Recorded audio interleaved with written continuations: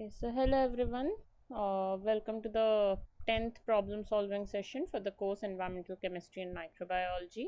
The course instructors are Professor Anjali Pal and Professor Sudha Goel from IIT Kharagpur, and I'm Shrija Ghosh, a PMRF from IIT Kanpur. And today we'll be discussing questions related to 10th week's topic, that is microbial growth and kinetics.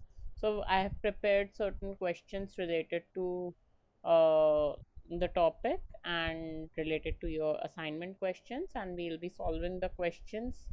And if you have any doubt in any of the questions discussed or any of the topics in general, you can ask me at any point. Okay. Sorry.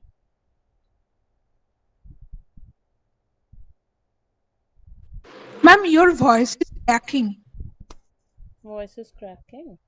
Just a second. No?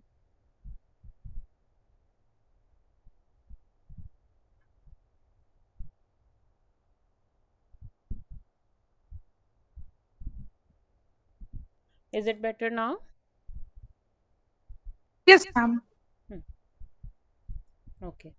So we'll start with the first question. First question is the process in which all living cells, spores, and viruses are completely destroyed from an object is called. Options are option A disinfection, option B pasteurization, option C sterilization, and option D antisepsis. What would be the correct answer? All of you write the answers in the chat box and then we can have a discussion if your answers are correct or wrong. Process in which all living cells, spores, viruses are completely destroyed from an object. I can see only one answer in the chat box. I request all of you to write the answers in the chat box and then we'll discuss if the answer is correct or wrong.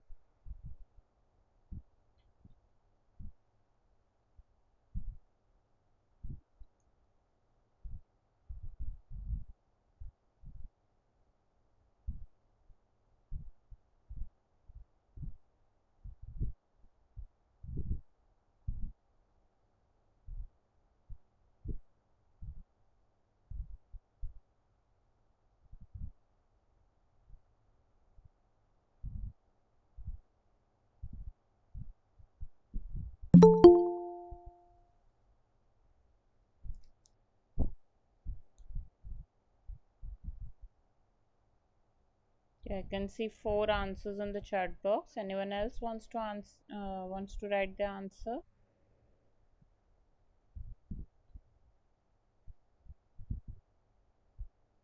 So 4 of you have answered option C, that is sterilization.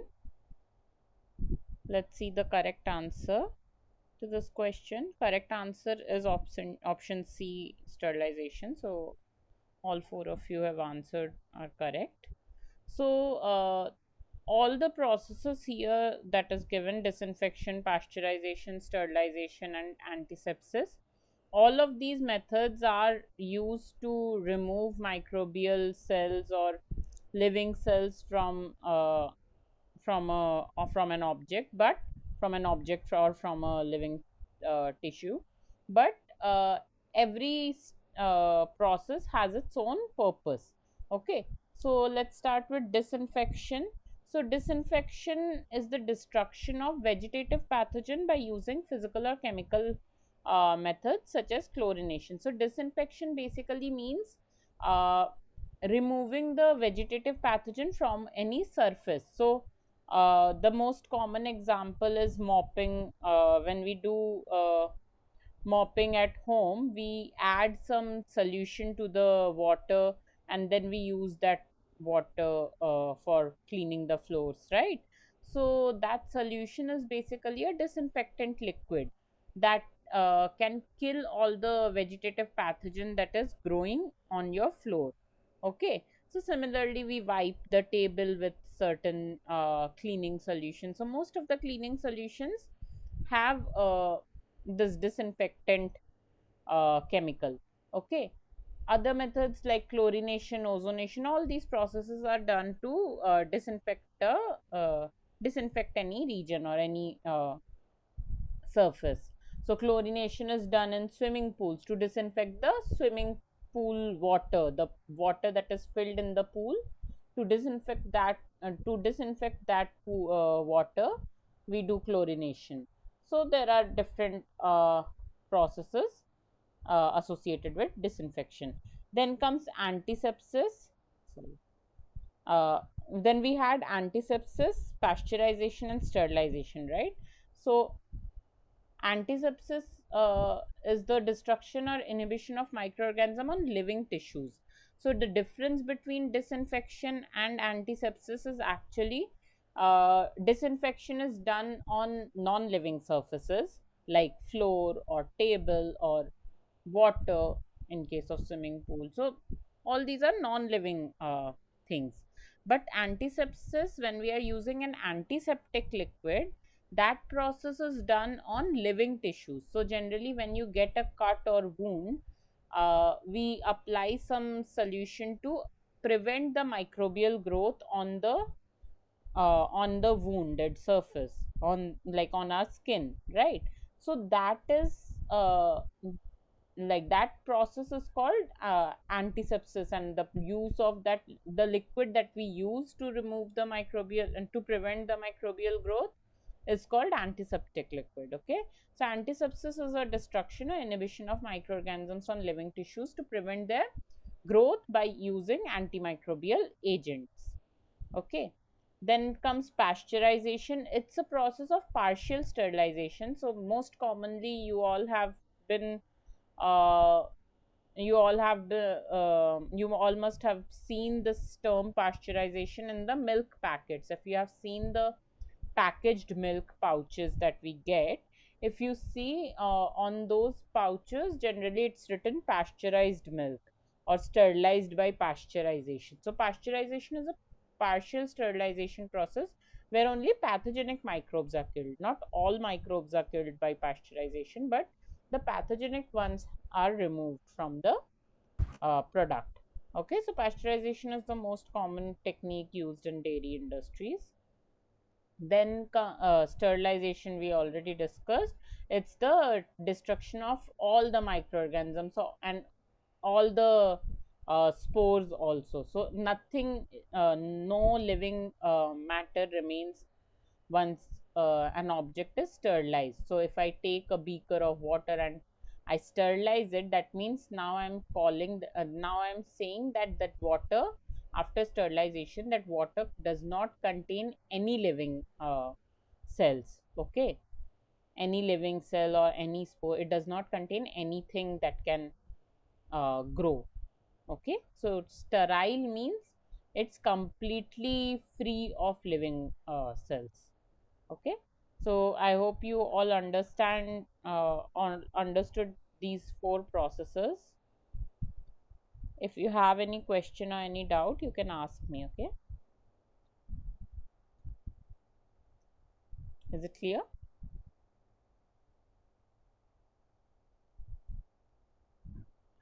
Okay, let's move on to the next question then. Question number 2. Just a second. What is generation time? Options are: option A, time required for microbial population to generate energy in a culture. Option B, time required for a microbial population to double in number. Option C, time required for a microbial population to double in weight. Option D, time required for a microbial population to reach stationary phase. What is generation time? Which of the following is the definition for generation time? Time required for microbial population to generate energy in culture, time required for microbial population to double in number, time required for microbial population to double in weight, and time required for microbial population to reach stationary phase. I can see 3 answers in the chat box. What about others? I request all of you to write the answers in the chat box so that I'll also get an idea who are actually understanding. And if you are not able to answer, or if you are not able to understand anything, please let me know. Okay.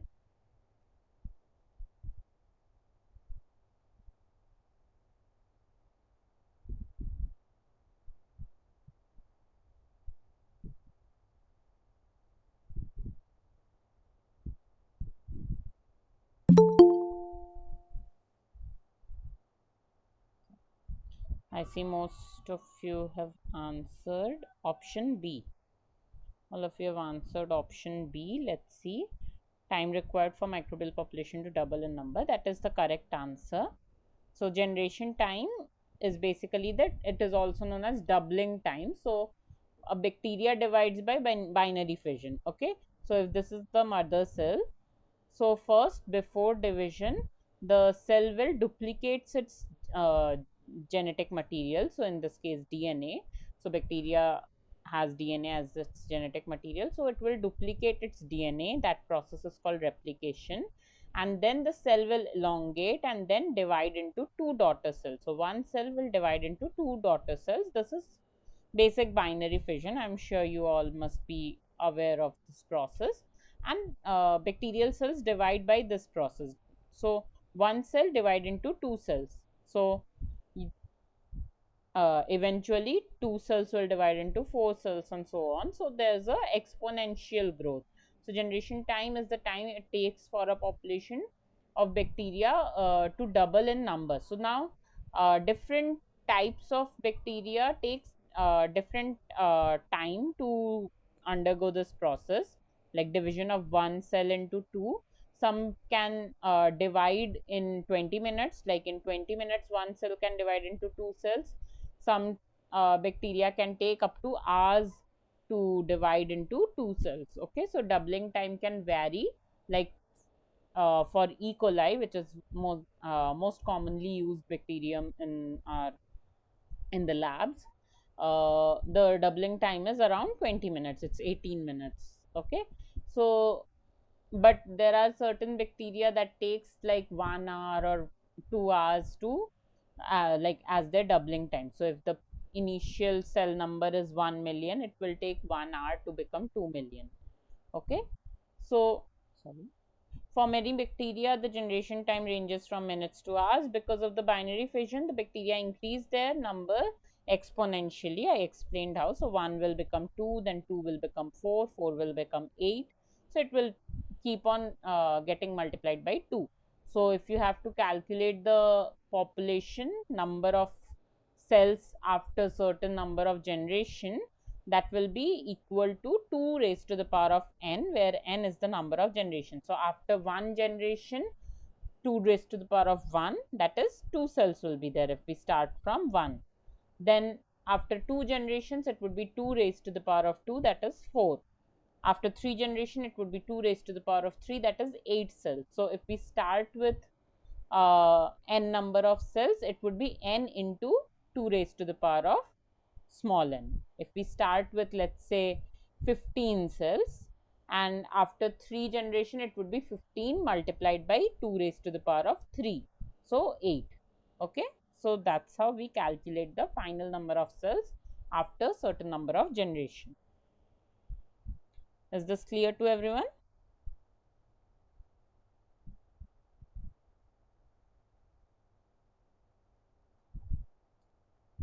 If anyone has any questions or any doubts, please write it in the chat box or unmute and ask. Okay.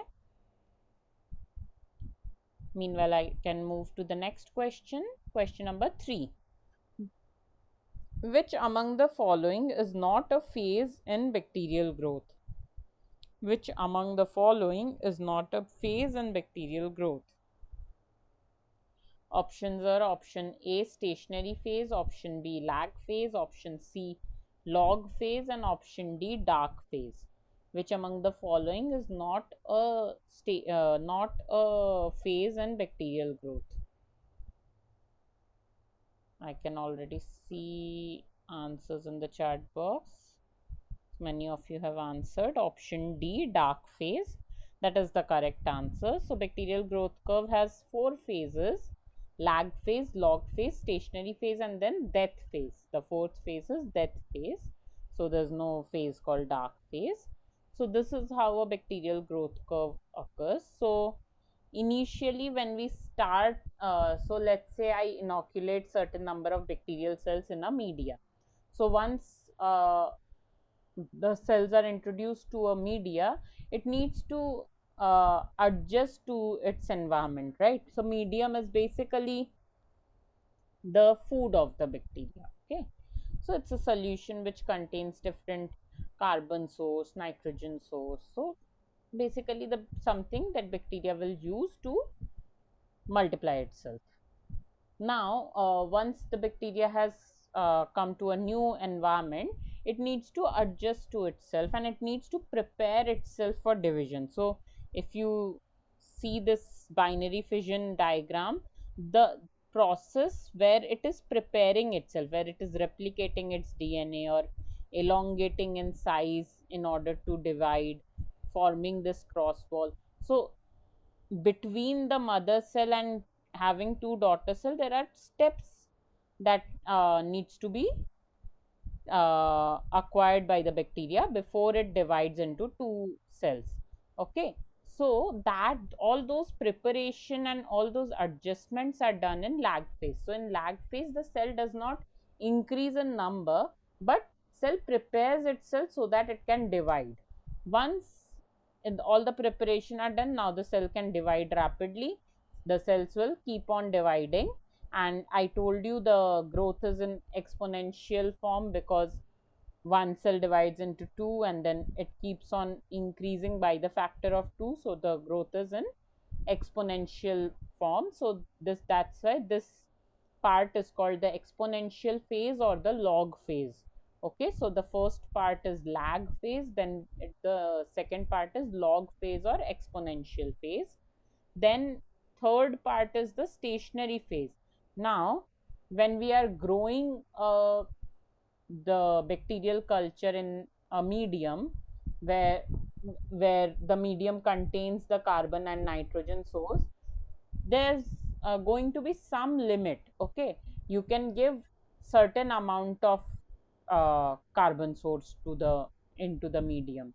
Okay, so there is going to be one point after which the food is going to get over basically.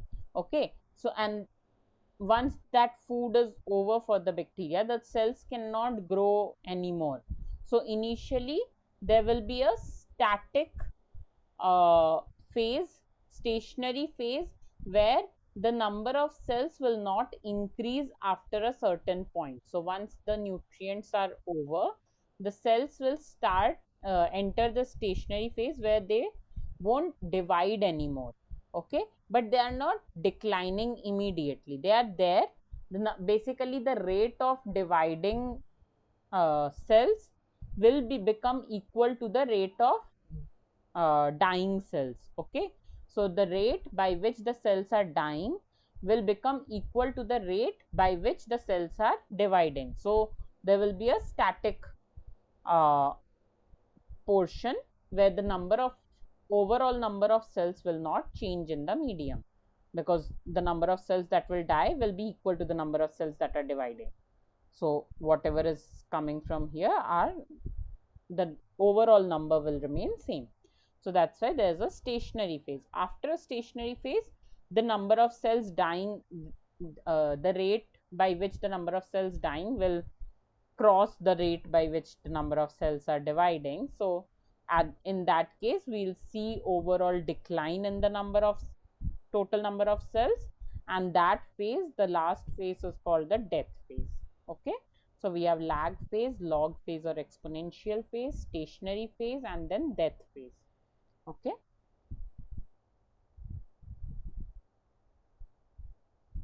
any doubt in the bacterial growth curve?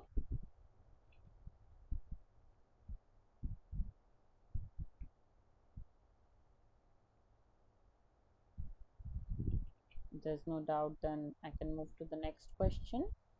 If you have any doubt, you can write it in the chat box or you can ask me. Okay, do not hesitate. If you have a question, please ask. Okay, question number 4. Any element that is least available relative to the requirements of an organism is defined as dash, since the growth of the organism dash. So there are two blanks, you have to fill both the blanks. Any element that is least available relative to the requirement of an organism is defined as dash, since the growth of the organism is dash. Options are limiting nutrient for the first blank, and growth of the organism is directly proportionate to the concentration of the limiting nutrient. Then option B is toxins, and growth of the organism are compromised in the presence of them. Option C, heavy metals, and the growth of the organism depends on the molecular weight of the metals. Option D is maximizing elements, and growth is directly proportional to the presence of the element. What would be the correct answer? All of you write your answers in the chat box.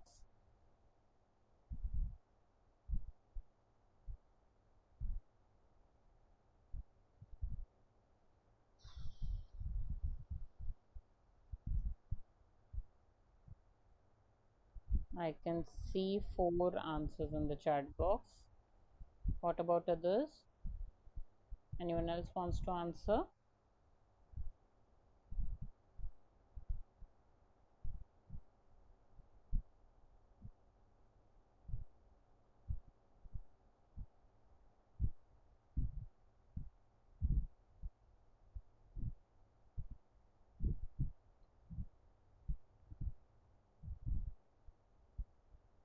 Okay, 4 of you have answered option A. That is the correct answer. So any element that is least available relative to the requirement of an organism is defined as the limiting nutrient, since the growth of the organism is directly proportionate to the concentration of the limiting nutrient. So limiting nutrient, by the name itself you can understand that particular nutrient is present in the least amount. So if that is over other things, even if there are other other things present, so it's like, let's say the bacteria needs one carbon source, one nitrogen source, and one sulfur source. Without any of these sources it cannot grow. Okay, so all these three are essential for the growth of the bacteria. Now I add carbon and nitrogen source in surplus amount, but I add the sulfur source in a limiting amount, in a smaller quantity.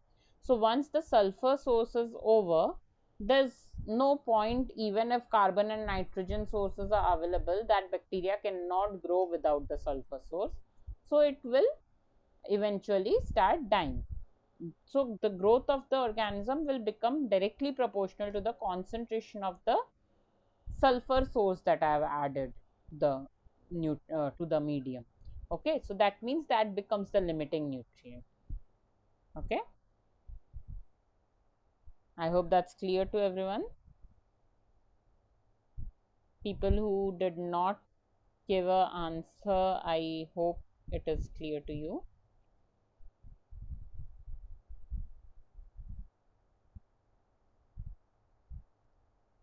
Anybody, if you have any question, please ask. Okay, I'm telling this again and again. Please ask, do not hesitate. Moving on to the next question, question number 5. Identify the true and false statement from the following.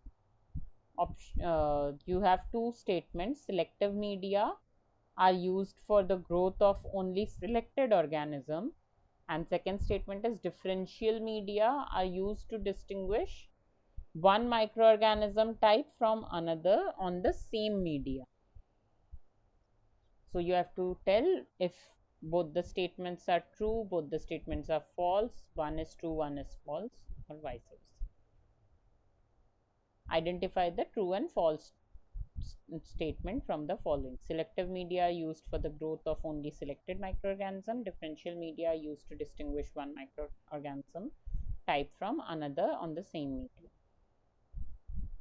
What would be the correct answer? All of you write your answers in the chat box.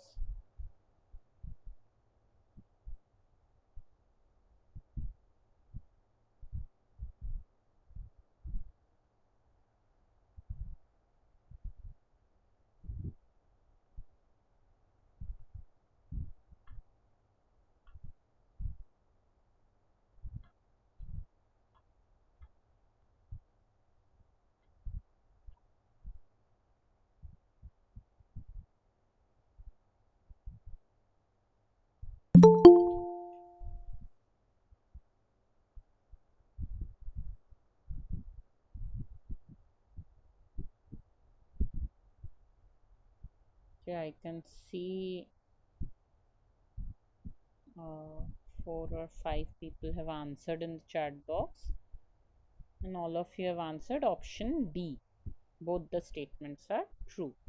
That is the correct answer. So both the statements are true. Selective media are used for the growth of only selected microorganism, and differential media are used to distinguish one microorganism type from another on this grown on the same media. So by the name itself you can understand. So selective media is used for selecting one type of organism. So only one type of organism will grow, others will not grow. So medium will inhibit the growth of the unwanted microorganism and support the growth of the organisms of interest. Okay, so it will inhibit group A, but it will allow group B to grow. Understand it in this way. Whereas differential media will allow both the groups to grow, but visually there will be a difference, like group A will appear different than the group B. So you can see, look, and you can tell that okay, this colony belongs to group A and this colony belongs to group B. So both will grow, but there will be a difference visually. Okay, so differential media are used to distinguish one microorganism type from another. Growing on the same media, differential media contains compounds that allow groups of microorganisms to be visually distinguished by appearance of the colony or the surrounding media, usually on the basis of some biochemical differences in between the two groups. Okay, so here's the example. So the first example is McConkey's agar. So McConkey's agar is selective as well as differential. So it is selective towards gram negative bacteria. So gram positive bacteria cannot grow on McConkey's agar, only gram negative bacteria can grow.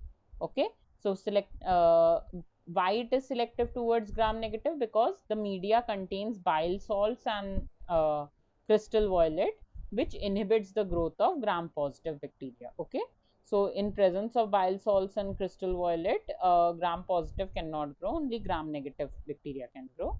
So this is how McConkey is selective towards gram negative. Now the differential part comes by the presence of lactose. So the media also contains lactose. So and it contains an pH indicator, neutral red. So if bacteria can ferment lactose, that bacteria will ferment the lactose and the resultant pH will be acidic because of the release of lactic acid. Since it is fermenting lactose, the pH will become acidic, and since neutral red is added at an acidic pH, it turns into bright pink red color. So here you can see the images.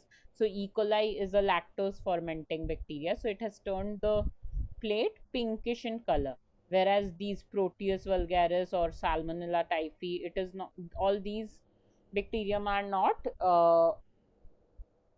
these are not lactose fermenting, so they are growing on the plate. They are gram negative bacteria, so they are growing on the plate, but they cannot ferment lactose, so the plate is not pink in color. Whereas Staphylococcus aureus, it cannot grow on this plate because it is a gram positive bacteria, so it can select gram positive and gram negative. So if there is growth, that means your bacteria is gram negative. And if your colonies are pink, that means it is a lactose fermenting colony. If your colonies are yellow, then that means it is a non-lactose fermenting colony. Okay, so this is the McConkey agar.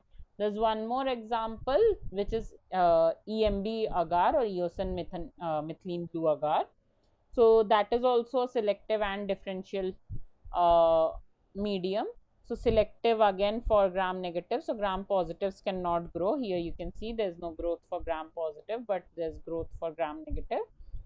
Gram positives are inhibited by the presence of methylene blue that is present in this agar. So there crystal violet was present, here methylene blue is present. Both of the dyes inhibit the growth of gram positive bacteria, and it can also differentiate between lactose fermenters and non fermenters.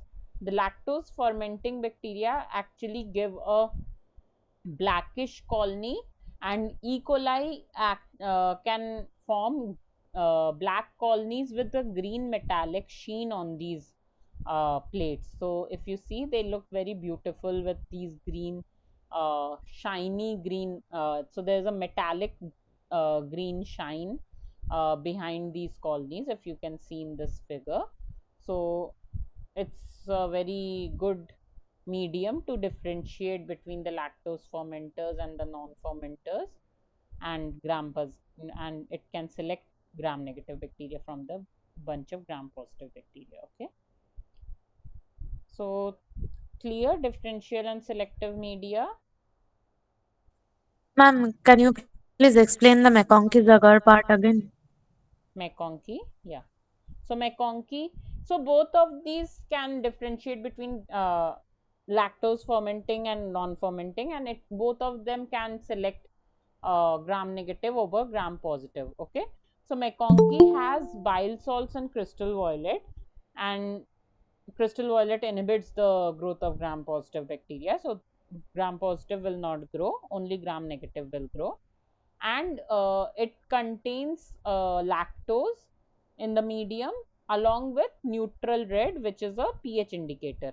Okay, so neutral red is a solution, it's a pH indicator solution, which turns into pinkish color when the pH is acidic. When the pH is neutral, it does not change the color, it remains colorless. So McConkey originally has a yellowish light red yellow color. So that is the natural color of the plate. When your colonies are lactose fermenting, they will give a very bright pink red color like you see in this figure. So the if you're after growing your colony, if you can see growth of your bacterium, that means your bacteria is gram negative, first thing. And secondly, if you see pinkish hue around the colonies, that means your bacteria can ferment lactose. Okay, same thing for EMB also. If you can see growth, that means the bacteria is negative. And if you can see blackish colonies, that means it can ferment lactose. If you can see green metallic sheen, that means it's a coliform, most probably E. coli. Okay, so coliforms can form this green metallic sheen. Other bacteria can form the blackish colony, but not all gram negative lactose fermenting bacteria gives that green metallic sheen. So green metallic sheen is actually very characteristic of E. coli. So if I have to identify, if I have a culture of bacteria and I don't know what bacterium it is, so at least I can know whether it is a gram positive or gram negative, and whether it is a lactose fermenting or not by using such medium. Okay, by such agar, using such agar plates. Is this clear?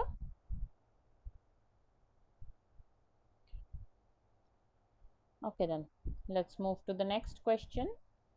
It's a match the following. So we have temperature ranges given on the left hand side and microbial growth given on the right hand side. So we have different temperature ranges: -30 to 0, 0 to 5, 5 to 16, 16 to 52, 52 to 62, and 62 to 130. And on the right hand side we have refrigerator temperature. Many allow slow growth of spoilage bacteria and very few pathogens. Then B is many bacteria survive, some may grow. C is temperature in this range destroy most microbes, although lower temperature takes more time. Option, sorry, not option. Point D is very slow bacterial growth. E is rapid growth of bacteria. Some may produce toxins, and F is no significant growth below this point. So you have to match the left hand side temperature ranges to the right hand side microbial growth characteristics. So quickly match and tell me which of the following options are correct. A, B, C, or D. Write your answers in the chat box.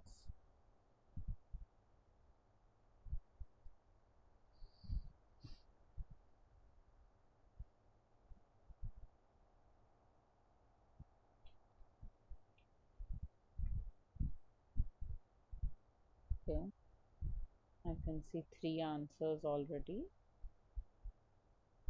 What about others? All of you write your answers.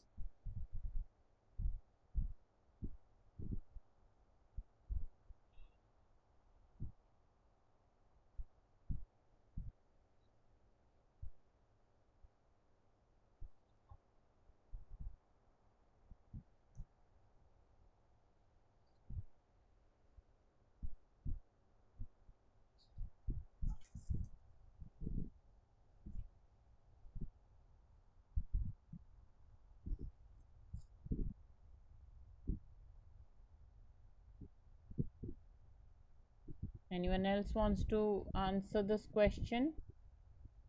There are only 3 answers in the chat box. Anyone else?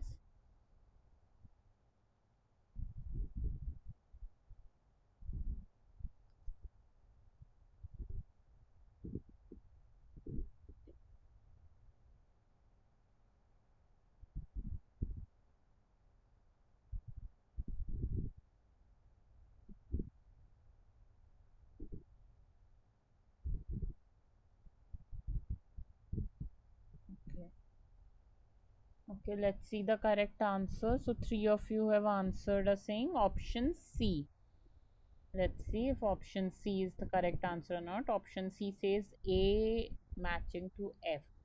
So minus 30 to 0, no significant growth below this point. Correct. Then B is A, 0 to 5, refrigerator temperature. Many allows slow growth of spoilage bacteria and very few pathogens. Then 5 to 16, many bacteria survive, some may grow.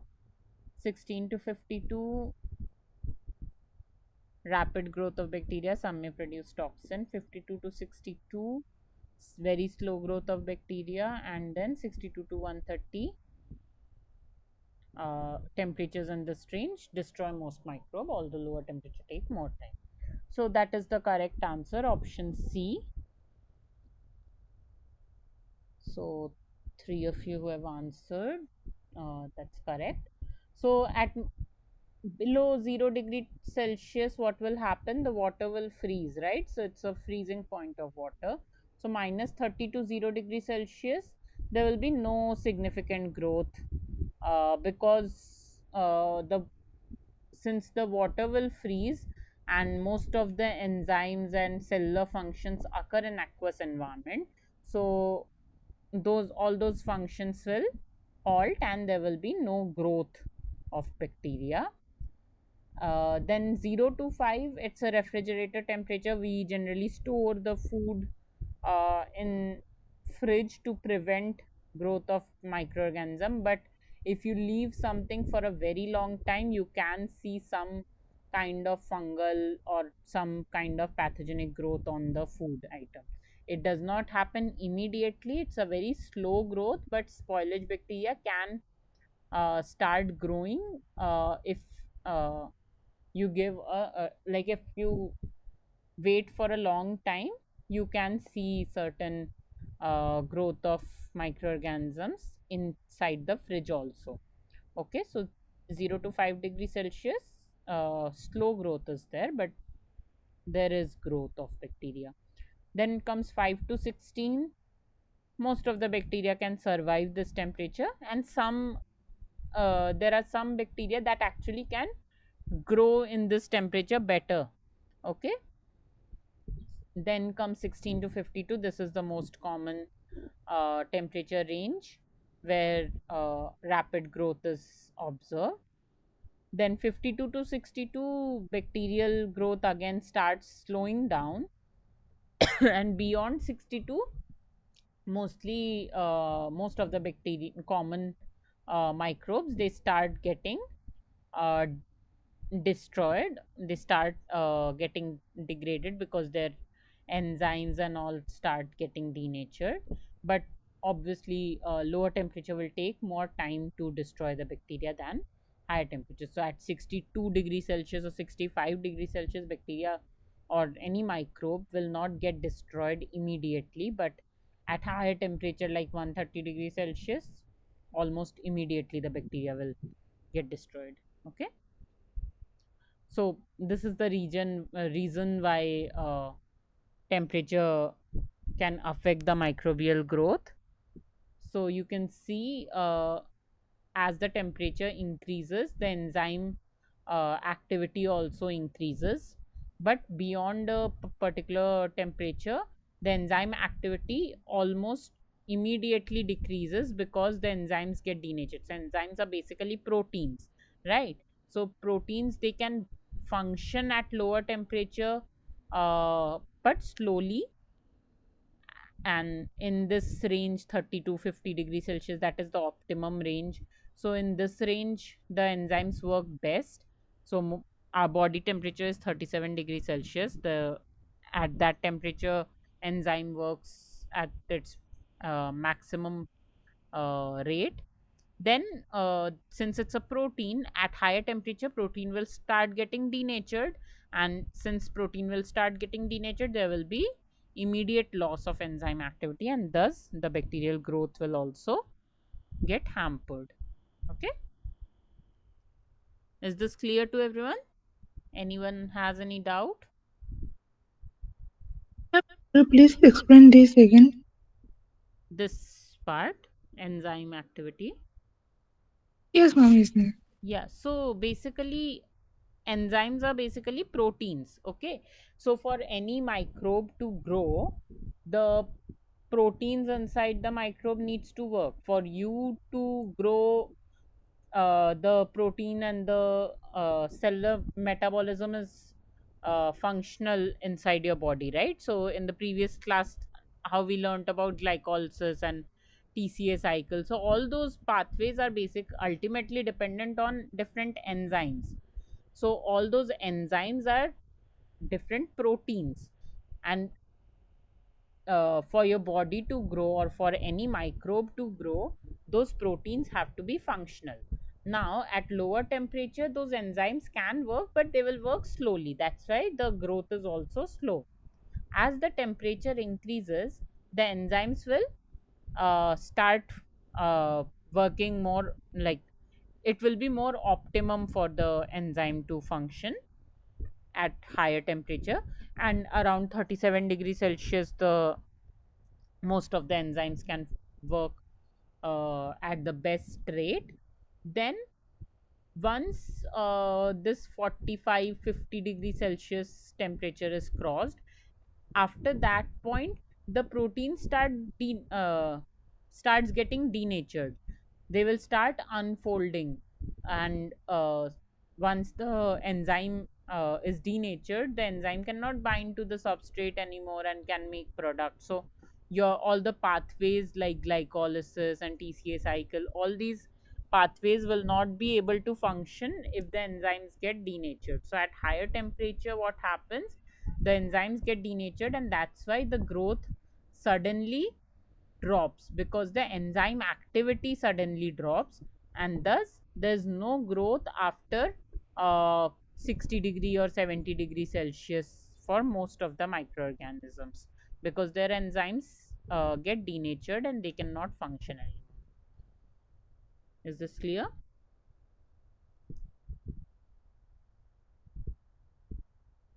Do you still have Yes, ma'am. doubts? Okay. Yes, ma'am. It is clear. Okay. Okay, then let's move on to the next question. Question number 7. Bacteria have an optimum temperature of 35 to 39 degrees Celsius are called. Bacteria that have an optimum temperature of 35 to 39 degrees Celsius are called. Options are psychrophiles. Somebody is raising their hand. Rudraditya, do you have a question? No, ma'am, actually, I have some network issues. That's why. Okay, okay. Bacteria that have an optimum temperature of 35 to 39 degrees Celsius are called. Options are psychrophiles, mesophiles, thermophiles, or psychrotrophs. What would be the correct answer? Write your answers in the chat box.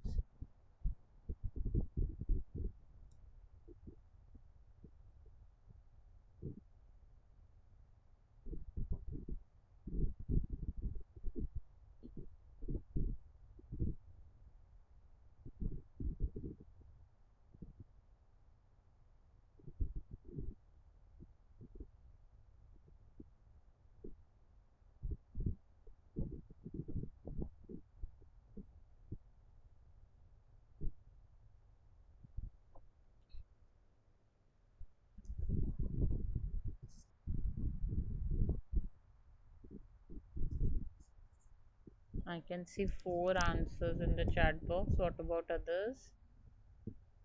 Anybody else wants to answer? Please write your answers in the chat box.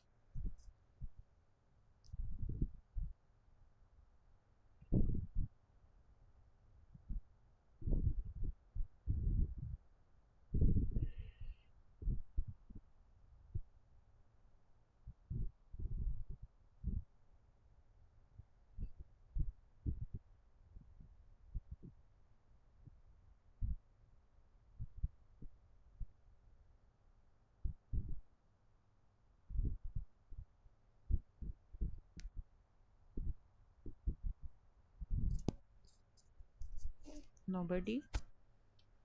Okay, let's see the correct answer. So, 4 of you have answered. You're saying option B, mesophiles. That is the correct answer. So, bacteria that have an optimum temperature for growth around 35 to 39 degrees Celsius, they are called mesophiles. So, based on the temperature at which they can grow at the maximum rate, these terms are given. So, mesophile is an organism that can grow best in the moderate temperature, neither too hot or not too cold, with an optimum growth range of from 35 to 39 degrees Celsius. Then the other terms were psychrophiles and thermophiles. So the term phile basically stands for loving. Okay, so psychrophiles are the cold loving bacteria. So they can grow at about 15 degrees Celsius or lower, and maximum temperature for growth at about 20 degrees Celsius.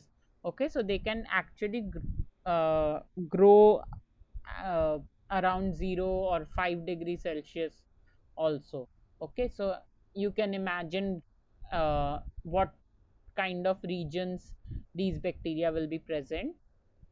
So mostly these psychrophiles are present in the Arctic region, where the temperature is always around 0 0 or 5 degrees Celsius. Okay, so in those cold regions there are certain microorganisms present, and those microorganisms are called psychrophiles.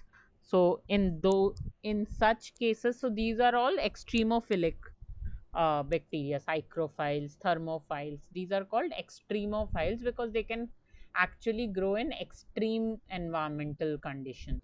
So extreme cold for psychrophiles. For thermophiles, it's the again same extreme hot temperature. So thermophile is a like psychrophile was a cold loving bacteria, thermophile is a high temperature loving, so hot loving. Okay, so thermophile is an organism that thrives at a relatively high temperature. So imagine a region near volcanic eruptions, so that region will be very hot. Or imagine a hot water spring.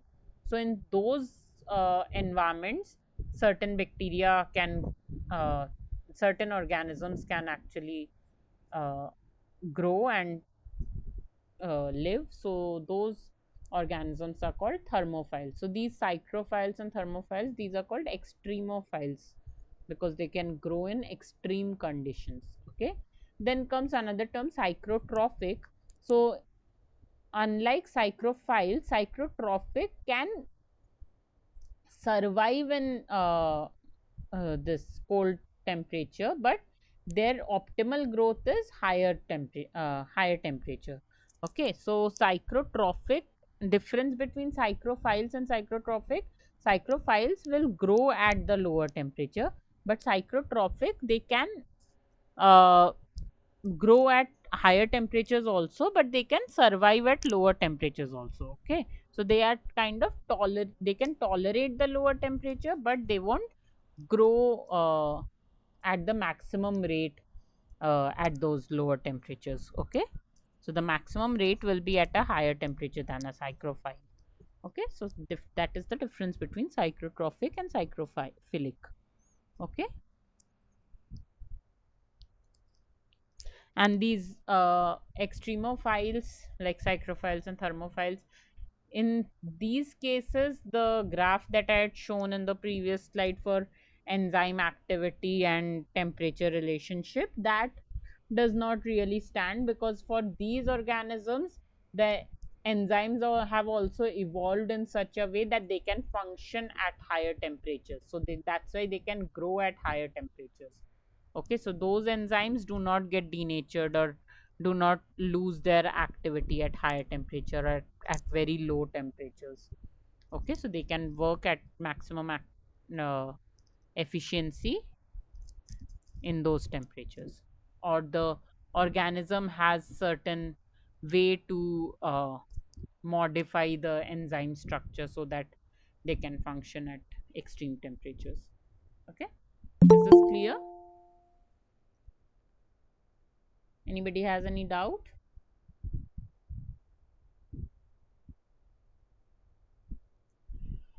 Okay, the next question. What is the upper temperature limit for growth of algae and insects? What is the upper temperature limit for growth of algae and insects? Options are option A 38 degrees Celsius for algae and 40 to 45 degrees Celsius for insects. Option B 55 to 60 degrees Celsius for algae and 60 to 62 degrees Celsius for insects. Option C 45 to 50 degrees Celsius for algae and 55 to 60 degrees Celsius for insects. Option D 55 to 60 degrees Celsius for algae and 45 to 50 degrees Celsius for insects. What would be the correct answer? Write your answers in the chat box.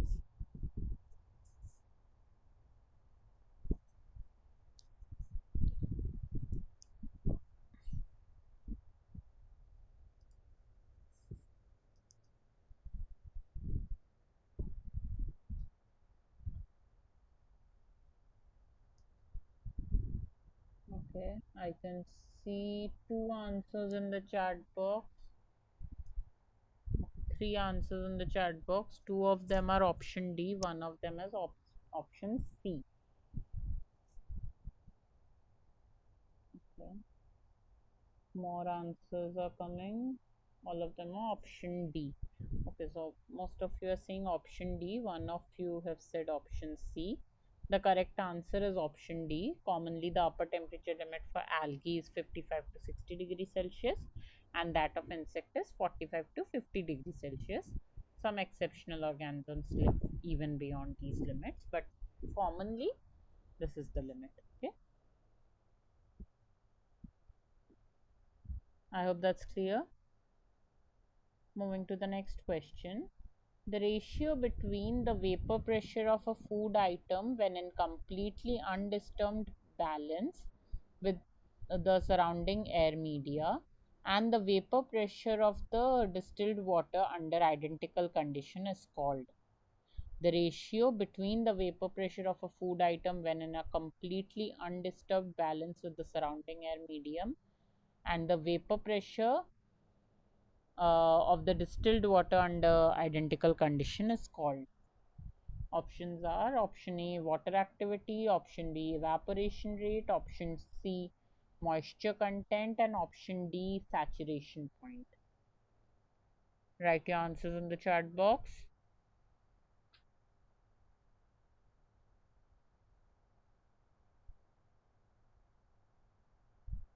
All of you, write your answers. What is the ratio between the vapor pressure of a food item uh, when in a completely undisturbed balance with surrounding air medium, and the vapor pressure of the distilled water under identical condition is called?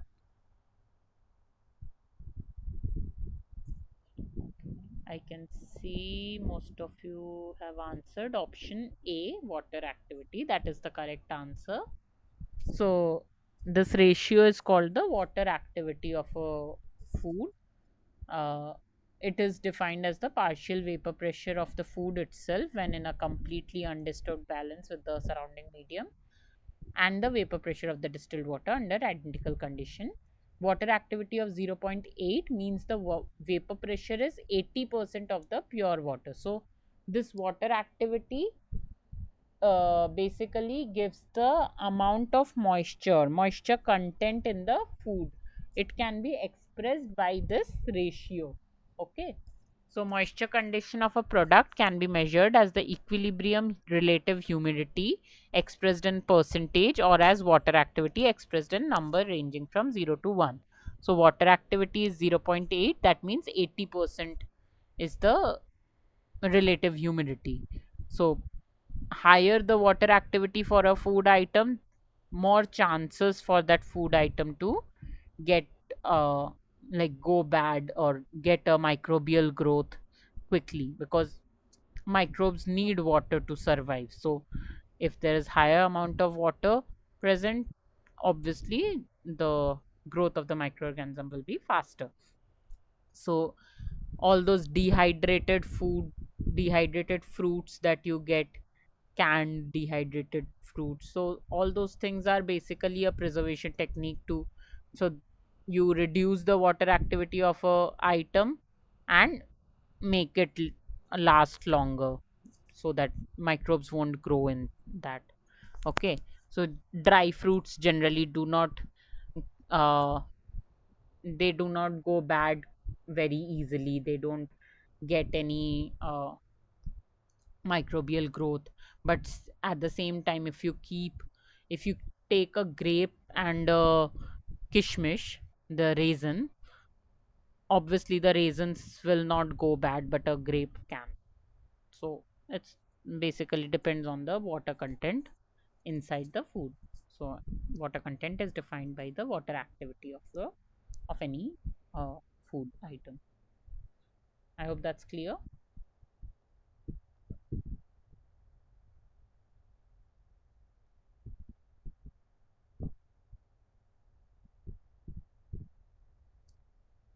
Okay. If you have any doubt, please let me know. Moving to the next question, true or false? There are two statements. Bacteriostatic inhibits growth, they do not kill the cells. And bacteriolytic means kills the bacteria but do not cause cell lysis. Which of the following statements are true or false? If both of them are true, both of them are false, one is true, one is false, you have to answer. So, you have four options given. Write your answers in the chat box. Bacteriostatic inhibits growth, they do not kill the cells. Bacteriolytic kills cells but do not cause cell lysis.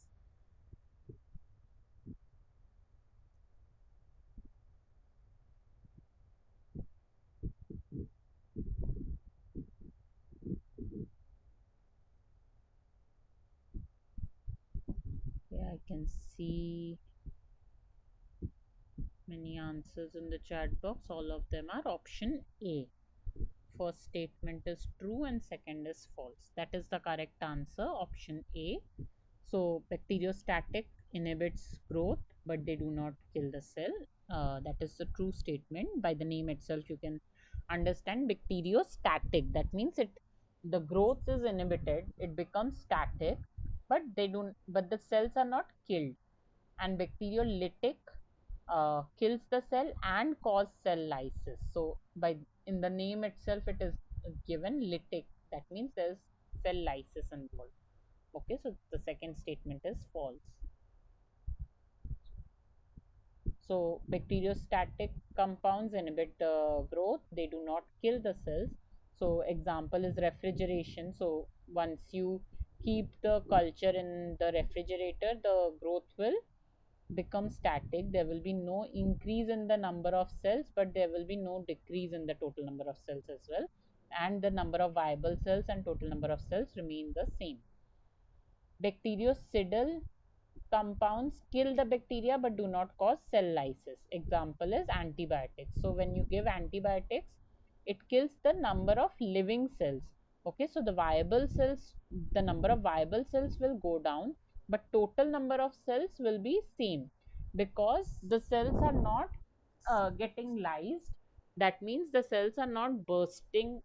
So the total number of cells is given by the number of living cells plus the number of dead cells.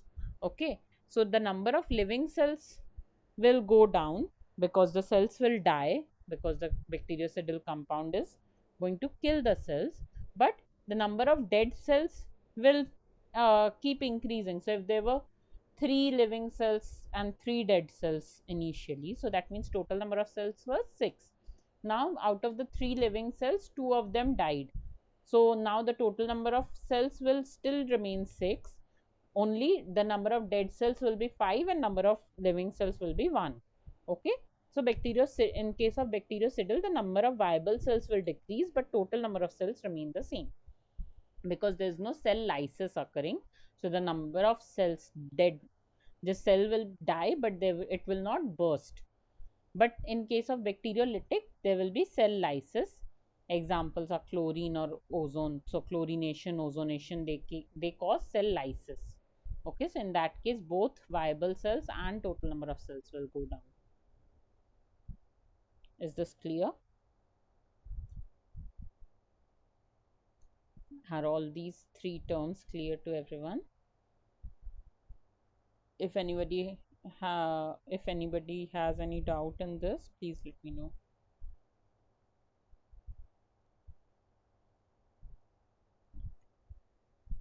Moving on to the next question. Which of the following term refers to an agent that selectively eliminates fungal pathogen from a host with minimal toxicity to the host? Which of the following term refers to an agent that selectively eliminates fungal pathogens from a host with minimal toxicity to the host? Options are fungicidal, homeostatic, bactericidal, bacteriostatic, germicidal.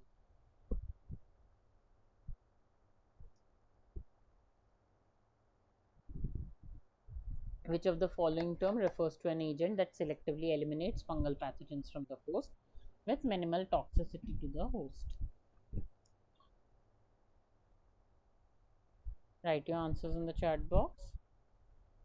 I can see 4 of you have answered already. Others also write your answers.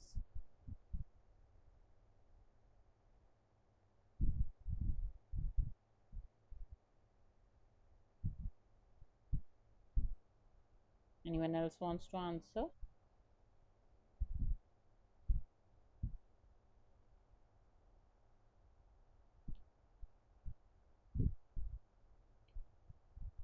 Okay, 4 of you are saying option A, fungicidal. That is the correct answer.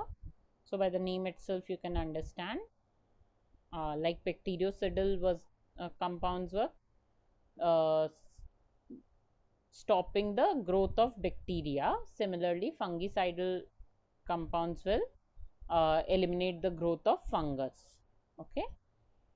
So fungicidals are the compounds that selectively eliminates fungal pathogens from the host. Homeostasis and germicidal. There are 2 additional terms. I have already explained bactericidal and bacteriostatic. Homeostasis means self-regulate. It's a self-regulating process by which an organism tends to maintain stability while adjusting to conditions that are best for its survival.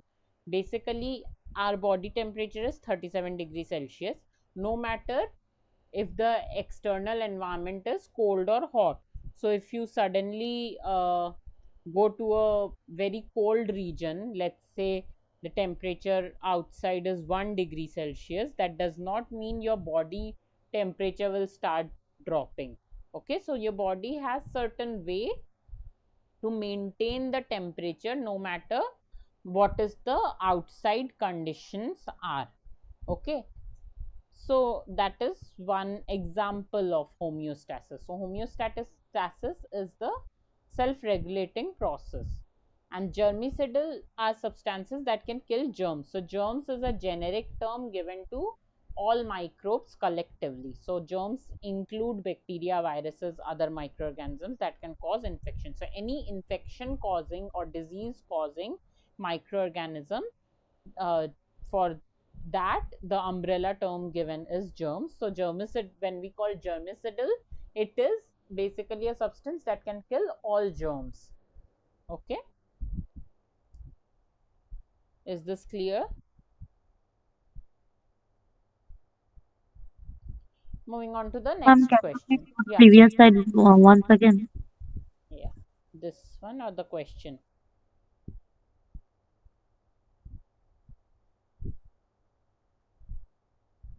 Thank you, ma'am.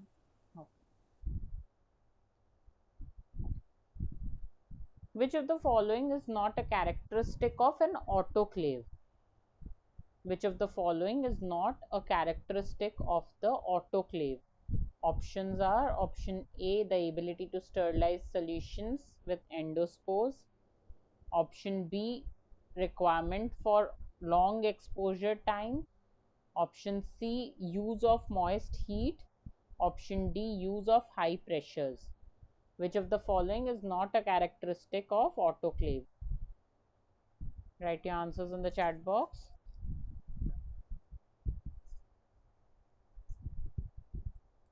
Ability to sterilize solution with endospores, requirement for long exposure time, use of moist heat, use of high pressures.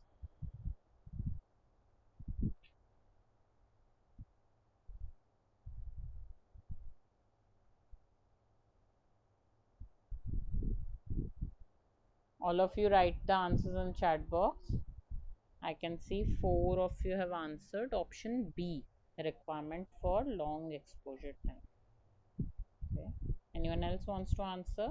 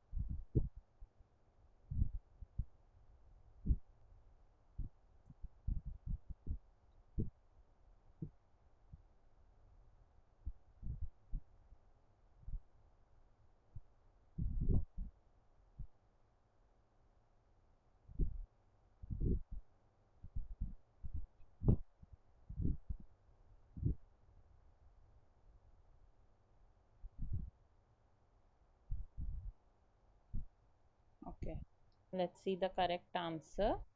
The correct answer is option B, requirement for long exposure time.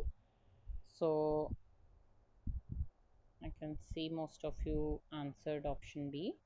So autoclave is able to sterilize solution. So autoclave is basically a device that can heat, that can sterilize the things by under pressure. Okay, so it's like a pressure cooker that we use in our homes. So when we heat something under pressure, the temperature can actually go beyond the boiling point of water. So boiling point of water is 100 degrees Celsius.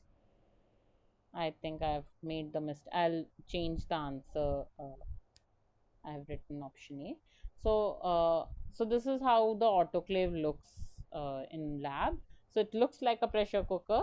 It works like a pressure cooker only. So basically, you have the heating coil here, and water is filled, and there's another secondary container inside which you can keep your things. So if I want to sterilize a beaker of water, I'll keep the water. Mostly we wrap the things with uh, foil or autoclave bags so that the steam will not get inside, like steam will not seep into the solution, but the things will get heated up to 121 degrees Celsius. So the boiling point of water is 100 degrees Celsius, but when we heat the water under pressure, it can actually reach higher temperature, uh, more than the boiling point of the water. Okay, so this autoclave can reach 121 degrees Celsius of 121 degrees Celsius temperature when heated under pressure of 15 psi. So this is the pressure gauge attached to the autoclave. So we keep the things, we close the lid similarly how we close the lid of the cooker in our homes. So we have a gasket attached, and then we close the lid of the cooker. We put these safety valves, which are the whistles that are there in the pressure cooker, and then you heat the so there's a heating coil. So either electrical autoclaves are available, or the manual ones are available, which are kept on stove just like a pressure cooker, and then you heat it. Once the water starts boiling under pressure, you can see the pressure increasing here in the pressure gauge. Once the pressure reaches 15 psi, generally the autoclaves are calibrated in such way that once it reaches 15 psi, the whistle will start, like once it exceeds 15 psi, the whistle will start blowing, just again just like normal pressure cooker. Once the pressure exceeds a certain point, the whistle blows, right? So similarly, whistle will start blowing and maintain the pressure at 15 psi. So once it reaches 15 psi, again the whistle will go down, and if it exceeds 15 psi, it will get released. So the pressure will be maintained, and you have to keep the things under 15 psi pressure for at least 15 minutes. Okay, so 15 to 20 minutes is the time, so it's not a very long time. So 15 to 20 minutes is the time taken by the autoclave to sterilize everything, so to kill all the living cells and spores. And finally, there are safety measures. For the safety measures, there are steam release valves. So once after 15 or 20 minutes, once your autoclave cycle is completed, you switch off, or you turn off the gas, or you switch off the electrical connection to basically stop heating it further. Then once the pressure comes down, you are supposed to release the pressure from these walls.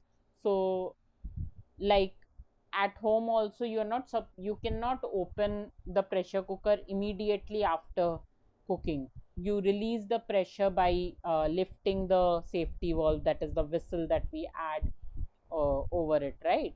So we slowly release the pressure. Once all the pressure is released, then we can open. Similarly, autoclave cannot be opened immediately. It has to be cooled down. The pressure needs to go down. Once the pressure is again zero, only then you can open the autoclave and take out your things. Okay.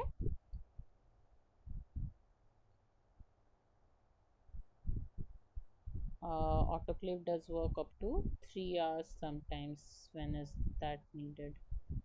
We don't generally use autoclave for 3 hours. Where did you read that? We generally perform an autoclave cycle. So it takes time for the autoclave. So if it's a big autoclave, you need time, like it takes time to get heated up to that 15 psi pressure. But over the sterilization cycle is always for 15 to 20 minutes, maximum 30 minutes if you want to keep it, but generally in 15 to 20 minutes everything is sterile. It If the autoclave is very large, then obviously it will take time for the whole device to heat up, but the sterilization cycle is 15 to 20 minutes. So the exposure time that was mentioned in the options, the exposure time is 15 to 20 minutes only. It's just the time taken by the autoclave to reach that 121 degrees Celsius that might differ depending on the size of the autoclave. You get a very small 5 liter, 10 liter size autoclave also, and you get big industrial scale autoclaves also where you can keep a lot of stuff. And then the design that I have shown here, this is a vertical design. There's another design that is a horizontal design, so you can keep the things horizontally, and the water uh, is actually connected to another vessel. So in the horizontal vessel only steam reaches, there's no direct contact of water. So that is also one type of autoclave. In this case the water is in direct, kind of direct contact, it's in the same vessel. But in the horizontal one we have a separate vessel for water, and there is a pipe connected to the upper vessel where the things are kept, and only steam reaches to the things. So the steam, the temperature 121 degrees Celsius is the temperature of the steam, so that reaches the things and sterilizes the things. Okay, I hope that's clear. Any other questions regarding autoclave?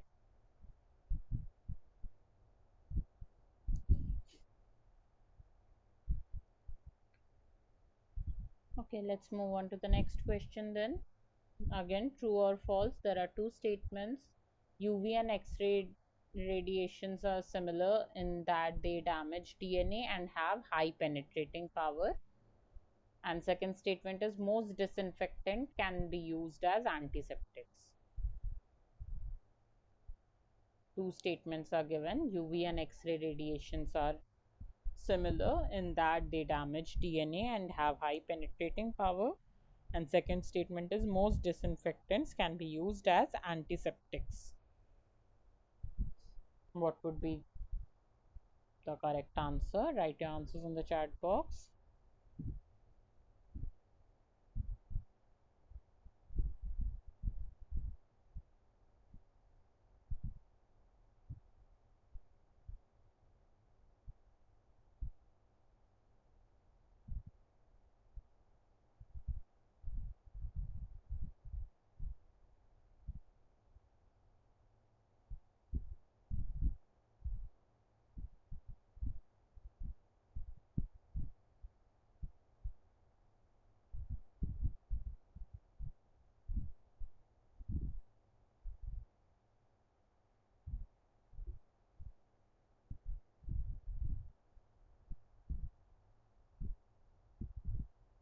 Okay, I can see 4 of you have answered option B.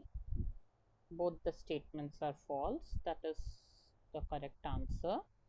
So the first statement, UV and X-ray radiation are similar in that they damage DNA. That part is true, but they both of them don't have high penetrating power. UV has a very low penetrating power as compared to X-ray.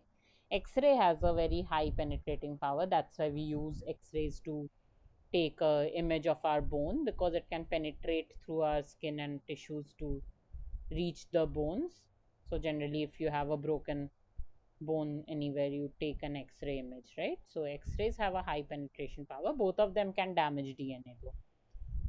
So second statement was disinfectants. Most disinfectants can be used as antiseptics. That is also a false statement. I told you disinfectants are used to destroy or remove vegetative pathogens, whereas antiseptics are used for the destruction or inhibition of microorganisms on living tissues. So disinfectants are the ones that are used on the non-living surfaces to remove the vegetative pathogen, and antiseptics are used to prevent the growth of microorganisms on the living tissues. Okay, I hope that's clear.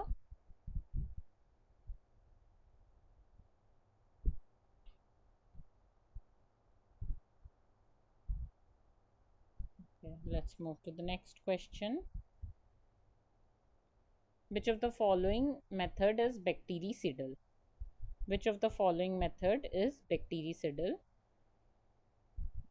Options are option A, deep freezing, option B, lyophilization or freeze drying, option C, membrane filtration, option D, addition of strong acids. Which of the following is bactericidal? I already explained what bactericidal means.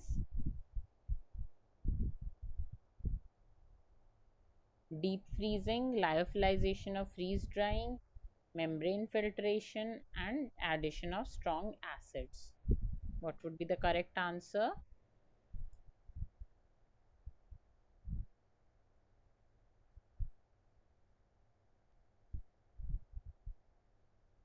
All of you write your answers in the chat box. I can see only two answers.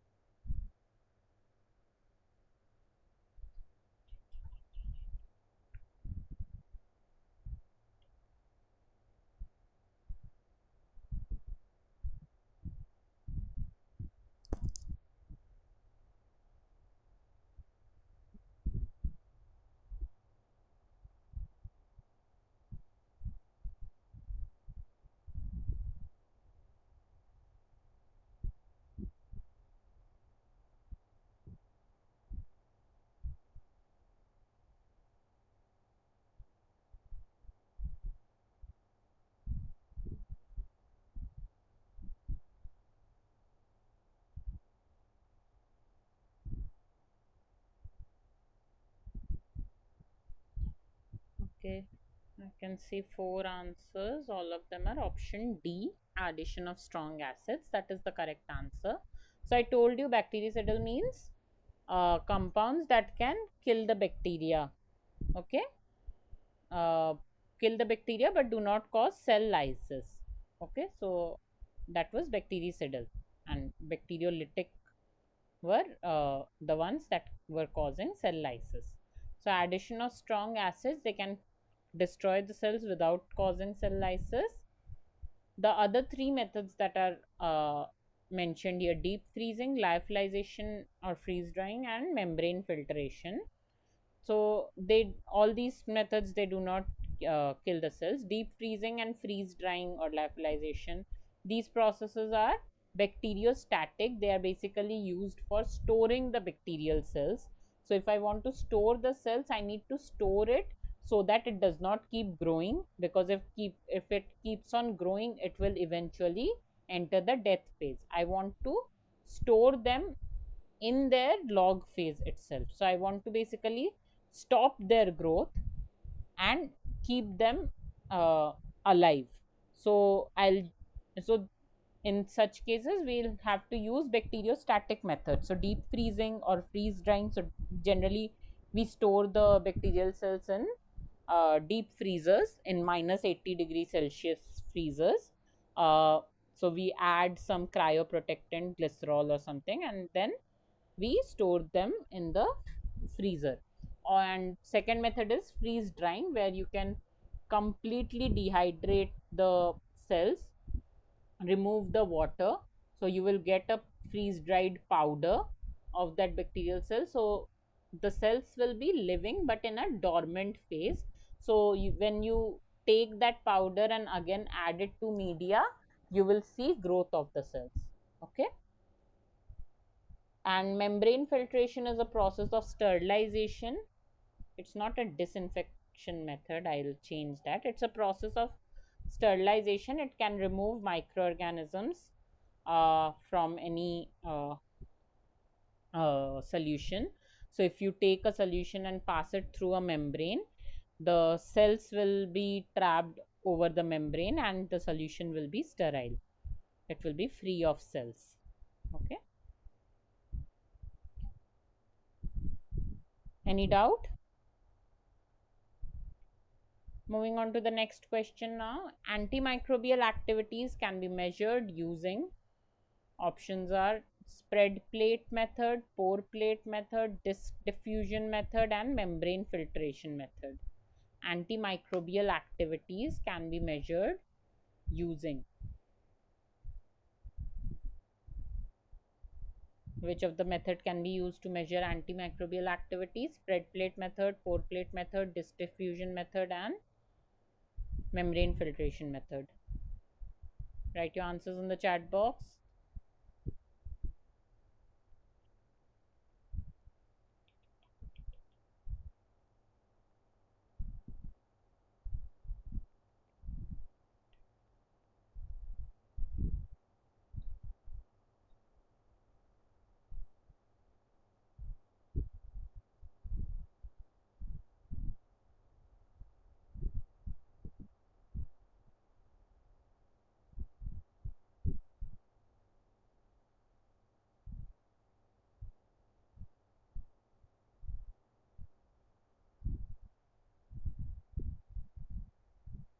Okay, I can see 4 answers in the chat box. All of them are option C. Let's see the correct answer. That is option C, disk diffusion method. So basically, in this method, we take small discs. So here's the image. We take small paper discs, we soak it in a solution and keep it on the plate, which is already spread with a bacterial culture. So uh, like these discs in this image are soaked in uh, some different antibiotics, and then when we incubate this plate, the bacterial cells will grow, but the compound that is soaked in these paper discs, they will seep into the agar, and since the discs are circular, the compound will seep into the agar in a radial manner. So the bacteria, depending on its sensitivity to particular antibiotics, it will not grow in the like around that paper disc.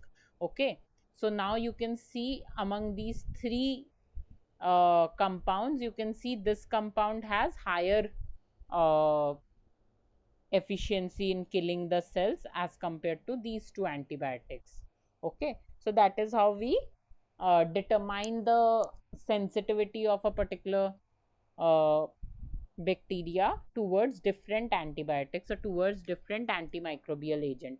Or if I want to compare some natural product that I've extracted, let's say I've extracted some compound from a plant, okay, and now I want to see whether that compound has antimicrobial property or not. So what I'll do, I'll take a small paper disc, soak it in that compound and keep it on such plate along with these controls, these antibiotics, and then let's say the zone of inhibition. So this cleared part is called zone of inhibition. Okay, so let's say the radius of that zone of inhibition is similar to this particular antibiotic. So I can say that yes, this compound, that compound that I have isolated, this has antimicrobial property and it is similar to this particular known antimicrobial agent. Okay,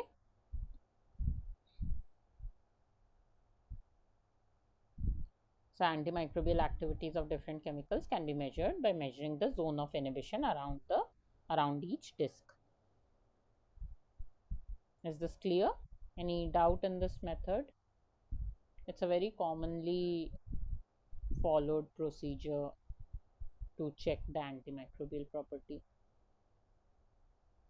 Anybody has any question?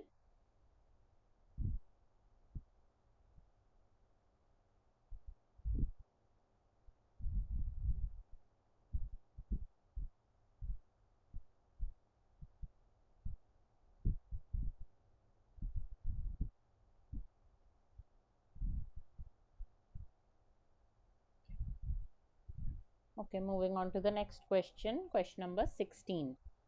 Decimal reduction time is the time in minutes in which dash of the population is given dash of the population at given temperature will be killed.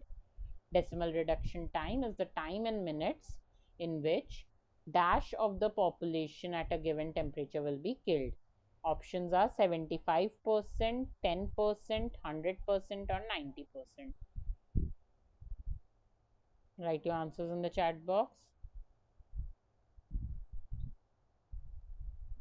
Dash percentage of population at given temperature will be killed. 75%, 10%, 100%, 90%.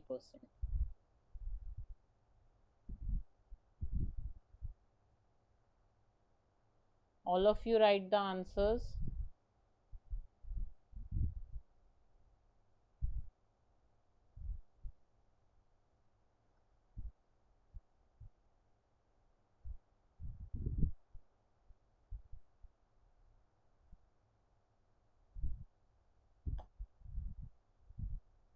When I have 4 answers in the chat box, anyone else wants to answer?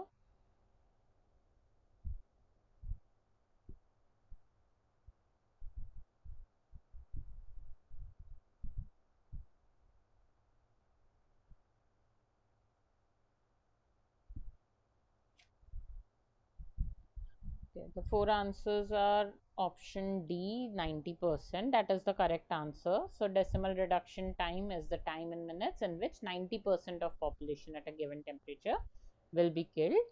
So it is the time required to kill 90% of the microbial population exposed to specific temperature, or the time at which only 10% of original population is remaining. So either you count the dead cells and tell that okay 90% of them are killed, or you count the living cells and say that 10% of them are living. Okay, this is defined as the decimal reduction time, or D value. So when you are determining some particular properties, like if you are doing a growth curve under different condition, then you can determine all these kind of parameters to see that okay at this particular temperature under this particular condition the D value is these many minutes. Okay, so that those kind of experiments can be done. Any question, any question or any doubt?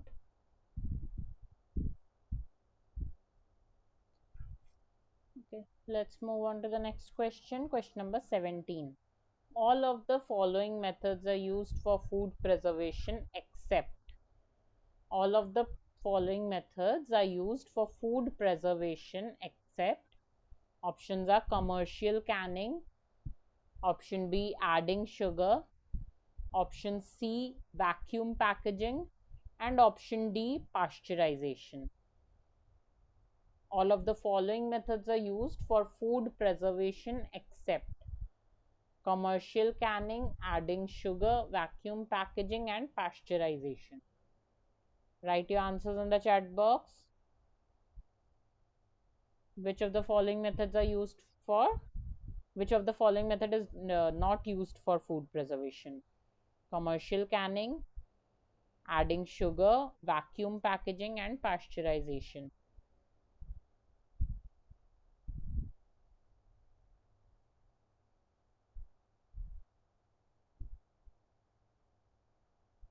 Okay, I can see all of you have answered option D, pasteurization.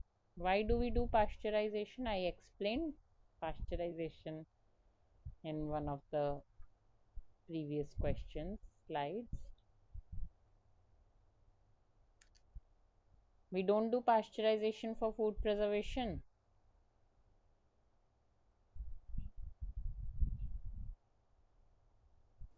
Ma'am, we do it for partial sterilization. Yeah, so that is a way to preserve the food.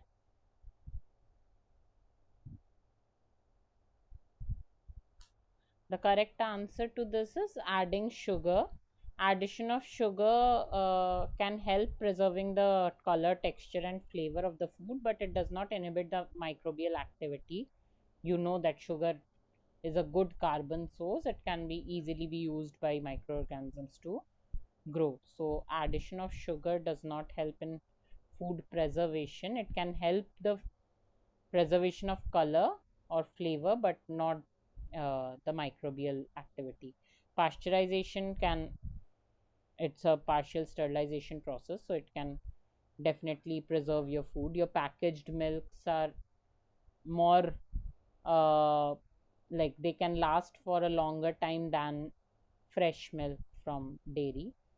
Then vacuum packaging, obviously it's a method of food preservation where you uh, store the food item under vacuum. So generally meats and all are packaged under vacuum, if you have seen the packaging. So when you cut the package, the air goes inside. So under vacuum nothing can grow, because obviously air is required by for the microbial activity. And commercial canning is also a process of food preservation, where tin cans, you must have seen the tin cans used for selling different kinds of fruits. And in those cans, basically those cans have multiple layers that prevent the entry of any microorganism and growth of any microorganism inside that. Okay, so the correct answer would be option B, not option D. Is this clear? All of you have answered option D, so I hope this is clear.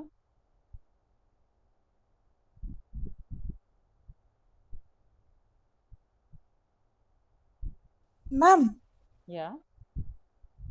ma'am, if we add sugar, then it reduces water activity and that inhibits the growth of bacteria, like in food items like jams, jellies.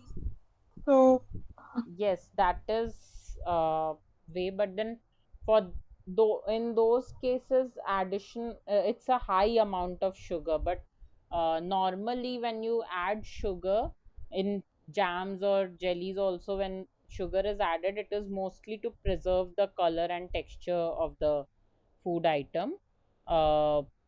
Generally other preservation agents are added to these items. So sugar does not really prevent the microbial growth as good as other methods like commercial canning, vacuum packaging, and pasteurization. okay, ma'am. Thank you, ma'am. Okay. Yeah.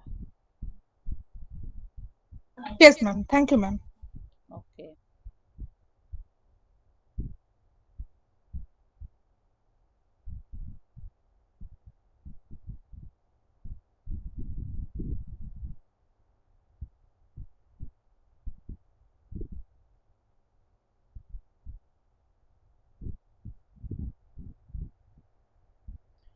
Okay. Is there any other doubt?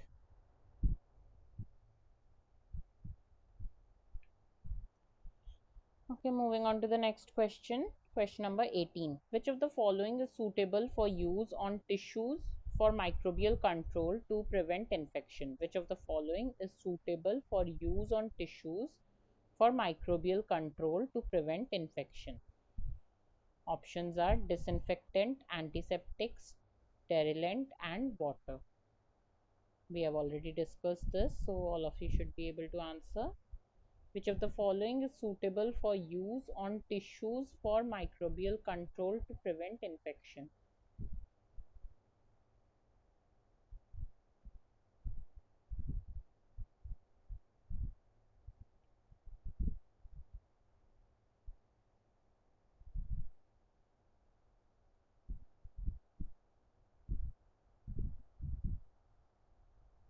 All of you write your answers in the chat box.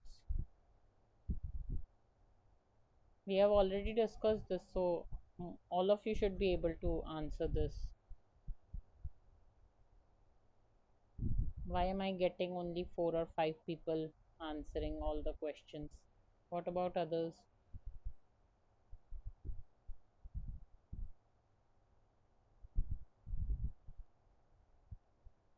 Okay, people who have answered in the chat box. I can see option B as the answer. Option B, antiseptic, that is the correct answer. So use of uh, antimicrobials for the destruction or inhibition of microorganism on living tissue is called antisepsis, and the chemical used is antiseptic. Okay, so we have already discussed this, so I think there's no need of further explanation. If anyone still has any question regarding this, let me know.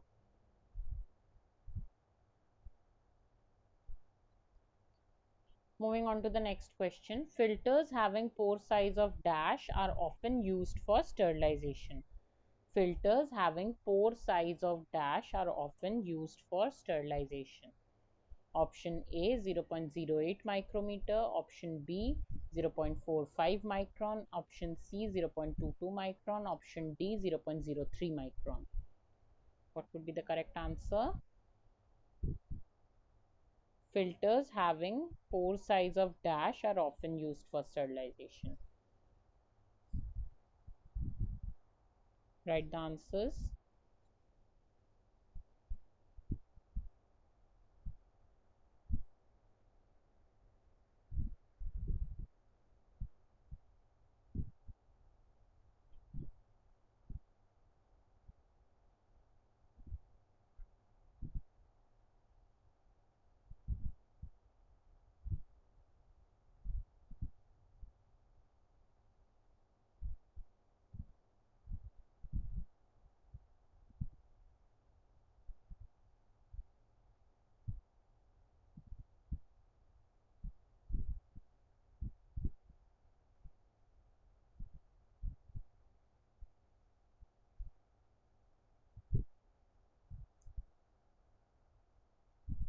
Again, I can see only 4 answers in the chat box.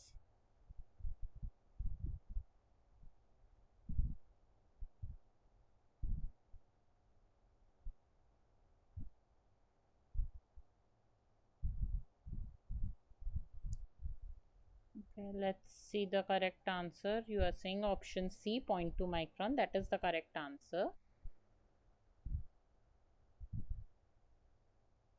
Just a second. So, generally the size of bacteria ranges from 0.3 to 0.5 micron. So, we pass the solutions through a membrane filter or having a pore size of 0.22 micron. When we pass the solution, all the solutions pass through the filter, and the bacterial cells that are present in the solution get trapped over that membrane filter, because the size of the bacteria is larger than 0.22 micron. So 0.22 micron filters are very commonly used for sterilization process. Okay, is this clear? If you have any question, please let me know. Meanwhile, I'll move to the next question. Which of the following category of oxygen tolerance is depicted in tube 3? In this tube, which of the following category of oxygen tolerance is depicted? Options are option A aerobic, option B facultative aerobes, option C anaerobic, option D microaerophilic. What is represented in this tube 3? Aerobic, facultative aerobes, anaerobic, and microaerophilic. Which of the following category of oxygen tolerance is depicted in tube 3?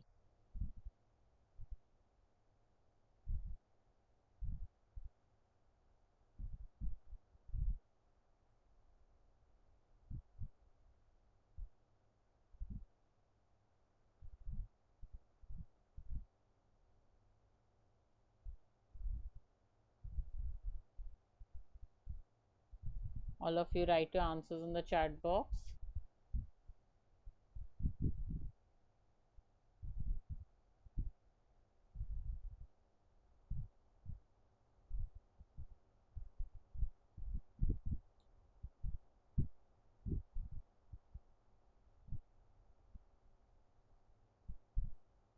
Okay,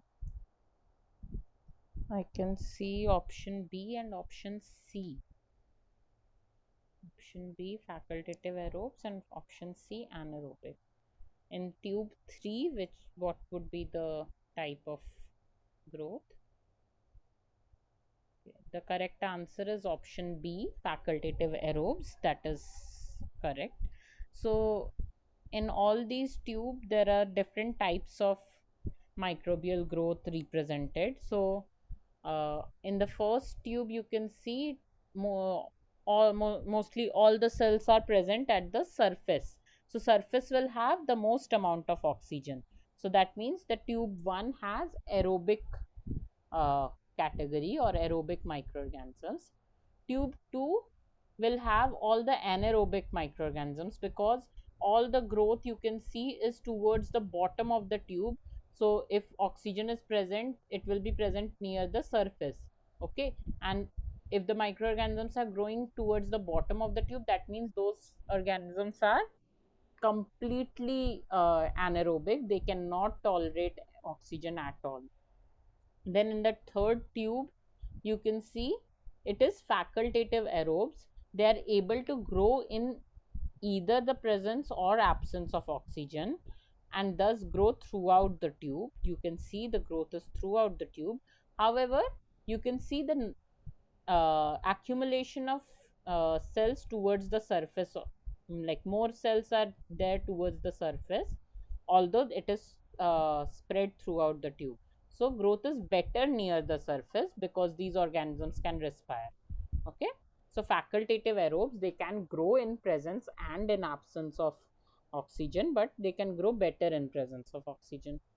Then comes microaerophiles, which can grow away from the oxic zone but not in the anoxic zone. So they need less amount of oxygen, you can say.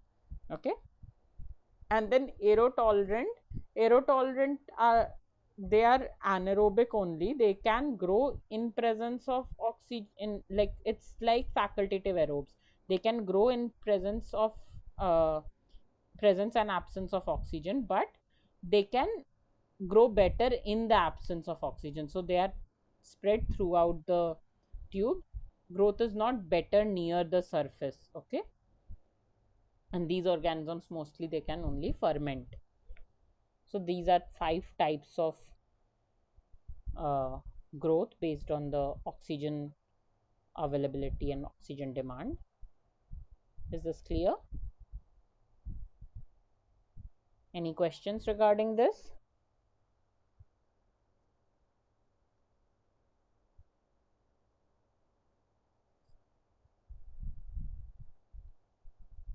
Okay. Let's move to the next question. Next question is, the lag phase constitute of dash. Options are option A, no change in number but an increase in mass.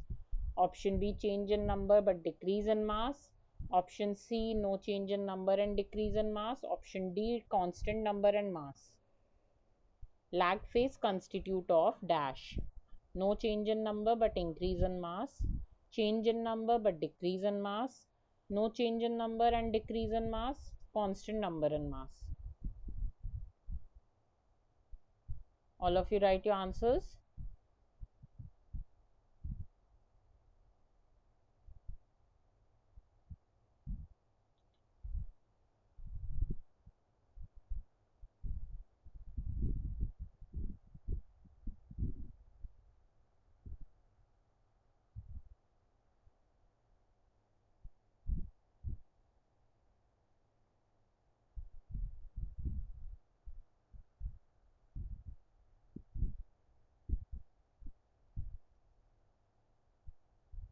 The lag phase. Which was the lag phase in the growth curves? The starting phase, right? I can see 3 answers in the chat box. One of them is option A, 2 of them are option B. One more option A. Okay. I think there seems to be a confusion. Okay. Okay, most of you are saying option A, that is the correct answer. No change in number but an increase in mass. So if you remember that binary fission diagram I showed, in that I told you before the division, there is a preparation that the cell undergoes where the DNA is replicated and the cell is elongated. So the cell mass is increasing because now there is two copies of DNA and other things are also made in copies. So basically everything is duplicated and then the cell divides, and both the daughter cells take each set of things from the mother cell. Okay, so for that the cell mass is obviously going to increase, but in the lag phase I told you there is no change in cell number. Okay, so that is the starting flat portion. So this is the lag phase. So this is the time period where though there's no immediate increase in the cell number, uh, microorganisms during this phase they are trying to acclimatize to the new culture medium, and it may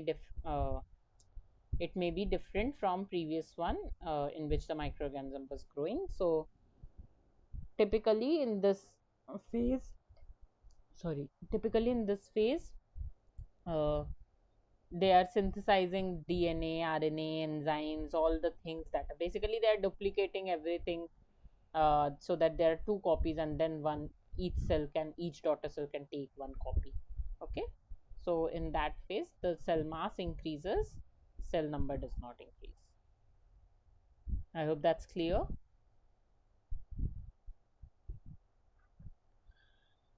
Okay, moving to the last question.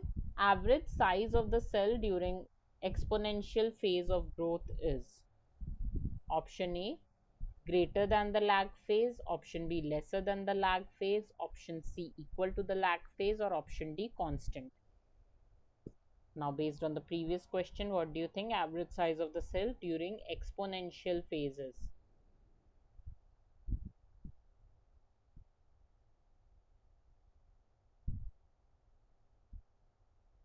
Average size of the cell during exponential phase, what would be the average size? It would be greater than lag, less than lag, equal to lag, or constant. Sorry, I can see option B in the chat box. Lesser than lag, yes, that is the correct answer, because I told you in lag phase the cell size increases because things are doubling, and in exponential phase the cell number is increasing, so the cell size would be smaller than the lag phase. Okay, so this was the last question of this session. So anybody has any doubt or any questions, anything they want to ask, you can ask now.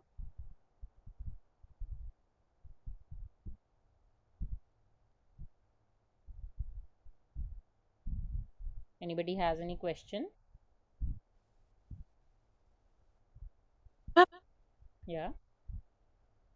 Uh, in week 8, I Hmm. mean assignment 8, Hmm. question number 9, our question was which feature distinguishes archaea from bacteria in terms of membrane lipid linkage?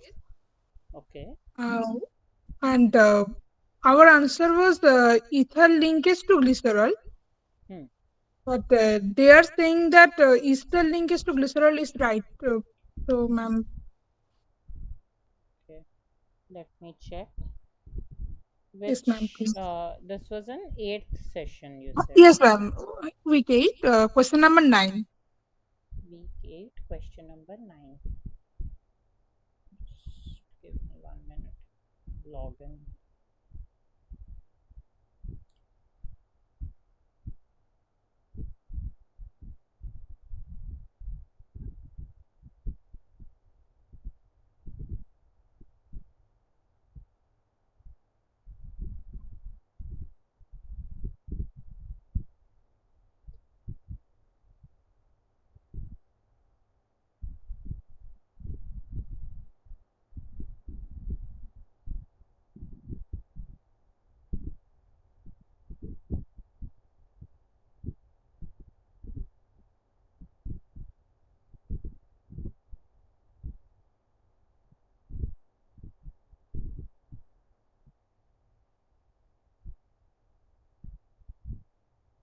week 8.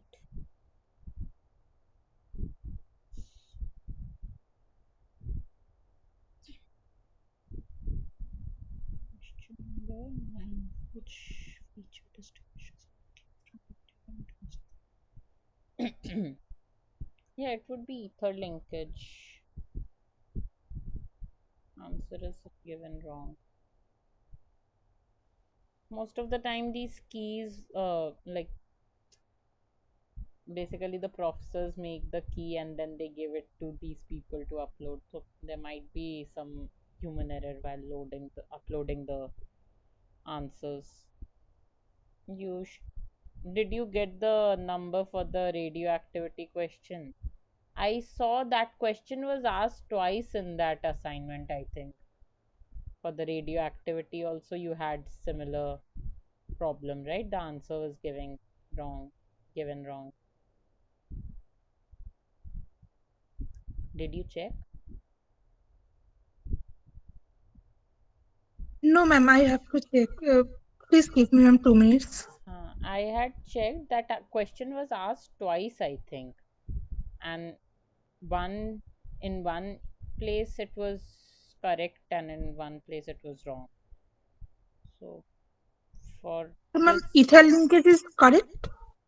ether linkage is correct. I think the answer key is wrong, but for this, if you are getting marks like these are scored bit, right? These assignments are scored, so you should mail the NPTEL team. I told you in last time also. If there's any doubt in the questions and you know that the answer is right, mail the NPTEL team saying that the answer key is wrong. Please look into it, okay? Answer key for the question number 9, week 8 assignment is wrong. Please look into it because Okay, ma'am. we Thank you, don't ma'am. have any access to those questions. We are just we have been just asked to take a problem solving session. So if you have a doubt at the answer key, I think you should mail. Okay. For the radioactivity thing also, I had told you earlier also, mail somebody so that you will so that like they will rectify the questions, because last year I remember they used to send mails like this particular question was wrong, so all of you will get marks for this question, something like that. So that should be there. Just mail the team, they will respond. Okay. Anything else? No, ma'am. Thank you, ma'am. Okay. Then I can end the session today. Thank you all for joining. I'll see you next Tuesday.